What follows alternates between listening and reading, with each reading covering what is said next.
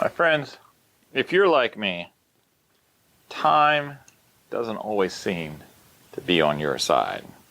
And, you know, especially if you are like me and there's so many things going on in your life, you know, distractions and job and hobbies and, of course, a family life and, you know, all the conflicts and stuff that comes in between all of them. Trying to manage time can be kind of overwhelming, right? And it's probably one of the most underrated topics discussed about the thing that we love, which is outdoor adventure, right? So today, we're going to talk about how to make the most out of time when you go camping. Some of these things we've talked about before, but you know, it's good to kind of have a reminder every once in a while. So we've been talking about the something hits the fan, go bag and go series and things like that, right? And to tie into that a little bit is the issue of time relevance. And I'm not what you'd call a prepper, right? But I do love making the most of a little bit of time that I have to get outside, you know, to like, boom, let's go. One of the worst things in the hobby, I think, is setting up camp in the dark. I hate setting up camp in the dark. But funny thing is I actually have a reputation for setting camp up in the dark.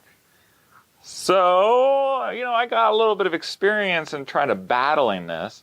And a lot of it has to do with, you know, the job, right? Like if you're working a 9-to-5 job, you know, as soon as you get off work, you know, like especially this time of the year, it's already dark. It's pretty much already dark, right? Now, during the summer, that's not so much the case. Then you got to think about travel. Like, how far are you going to go to make your camping trip worthwhile, right? So we have to work around all these different things to get the most out of it. One of the first things we can do is have a bag, have a place, have a box, or something like that you can keep the gear that you use most. You know, that way when you get time, you know, you just throw it in like the day before you have to leave, a week before you have to leave, and keeping a checklist and a journal. You know, after, especially if you're new, after every trip that you go on, have a list of everything you took. If you didn't use it, then make note of that you didn't use it this trip.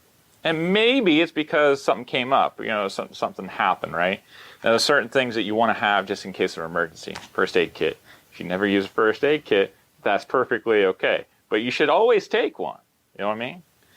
But, you know, after 3 or 4 outings, whatever, you look back on your journal, it's like, man, you know what? This fancy doohickey that I bought, I really don't need it. Like, I've never used it. Or I've used it once. And when I used it, was it even really necessary? So that can eliminate some of the packing issues, right? I'm pretty fortunate. My lovely wife, she gives me this space. You know, this space I have to keep my gear.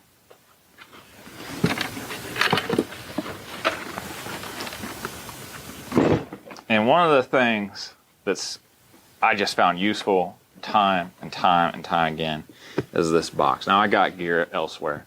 I got gear in totes. You know, if you been in the hobby long enough, you probably got gear underneath your bed or in your nightstand. You got gear, you got gear various different places, right? So this is kind of like the core. This is the nucleus of what I take camping all the time. All right, I've done videos on that, and that's not what this video is about. But having a box like this, or a tote, or something like that, in a place that you keep your gear, will make your time so much more valuable. It really will. Okay, now let me explain. Like, okay, so you got your gear, right? I can go through this now and like 2 or 3 minutes, pull out the things that I know I'm going to use, close it up, put it to the side on the table so I can account for it before it goes in the bag, right? And that's just because everything that I know that I always use over time and time again is in here. Now, certainly I have cold gear and I have warm gear, but these are like the core pieces of things that I use. And when I'm going car camping, heck, man, I don't even put it in the bag. You know, I just grab the whole box and put it in the car. You know, it's no big deal. If I'm going backpacking or I have to hike to a campsite, that's a little bit more of a pain, then I put it in my bag. But generally, car camping, shoot, just put the whole thing in the back of your car and you're good to go. All right, so that's going to save you a little bit of time. Now, when you decide where you're going to go and when you can arrive, as much as possible, you want to go during the daylight, right? Use natural light. Try to set up a camp with your car lights on or flashlight or, a lantern. That's a pain in the butt, right? And by the time you get done with everything, you're tired, right? You're doing this to get away from it all, to relax and enjoy yourself. So, try to use daylight time. Right now, it's getting dark around 6, 7 o'clock. You know what I mean? If you're in a winter camping, 5 o'clock, it'll get dark. So that makes it pretty hard. But during the warm months, which is what most people do when they go camping, try to show up no later than 2 or 3 o'clock. Okay? That gives you plenty of time to set up your camp. Take your time in doing so. Making sure that you're finding the appropriate ground. You know, you don't want to sleep on something like this, and you definitely don't want to sleep on something like this, right? So you're finding flat ground, you're clearing it from debris, right? You set up your tent, and now, next thing you want to do, you might want to write this down. You set up your tent, next thing you want to do is you want to go out and gather firewood. And you want to gather more firewood than you think you need, okay? During the hot summer months, maybe not so much. Maybe you're just lighting a fire just to let it burn an hour before you go to bed, right? But during the fall months and winter months, it's a whole new story, right? So you want to make sure you got plenty of firewood, and you want to have it stacked up. And especially once it gets dark, you want to make sure that that firewood is kind of graded. You got kindling, and you got pinky size and thumb size and wrist size, etc. So, in the middle of the night, if you're winter camping and your fire is kind of dying down and you're really cold, all you have to do is grab that handful of like pinky to thumb stuff, throw it back on your fire to get it going, and then grab your wrist and larger and put it on the fire, right? And in the morning, in case your fire goes out, all you have to do is just grab your little bit of kindling, put it in the fire, because I don't know about you, but having a warm cup of something in the morning starts the morning off right?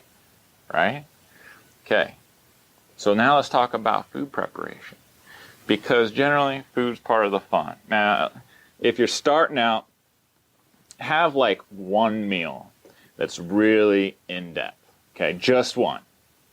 That way you can get used to practicing and making a fire and cooking on a fire, because cooking on a fire is very different from cooking on a stove. You know what I mean?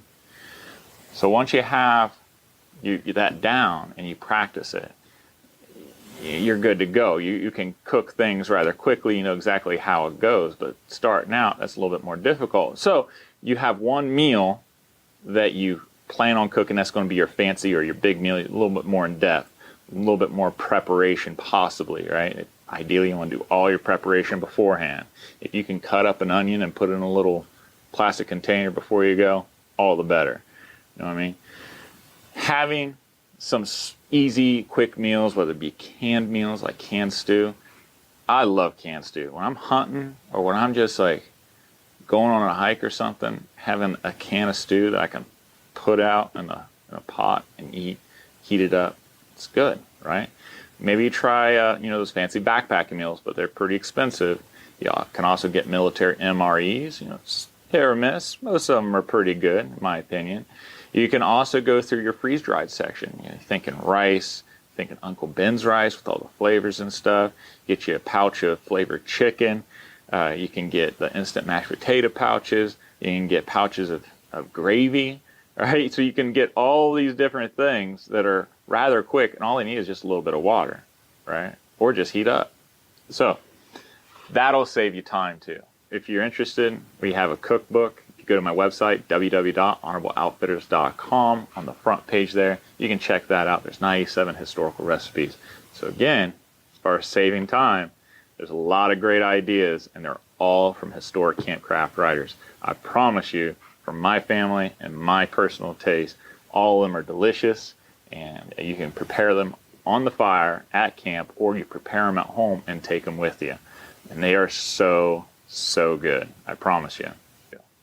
Plan out your meals ahead of time. Always try your meals at home on the stove before you try it at the camp. That's going to save you a whole lot of time and frustration. Trust me, been there, done that. Got the t-shirt. So you got your meals, you got your camp set up. What about safety? All right, now make sure your tools are sharp. So, for example, after every camp out, you should check your hatchets. Check your saw if that's what this case is. And make sure there's no nicks. Same thing with your knife. If your saw needs sharpened, or maybe your blade just needs replaced, go ahead and do it. You know, depending on what your financial capabilities are and what your skill is, saw blades really aren't that expensive, but you know, that can save you some time.